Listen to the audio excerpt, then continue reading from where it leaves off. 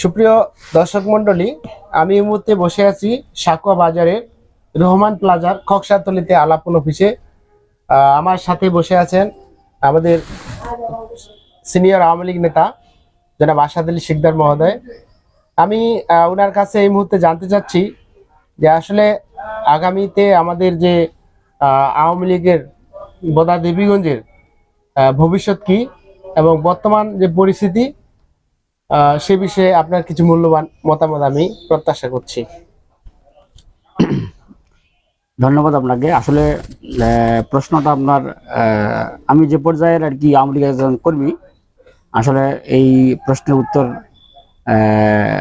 আসলে আরো অনেক বড় মাপের নেতার প্রয়োজন ছিল, এটি আসলে আমার পক্ষে দেওয়া সম্ভব না।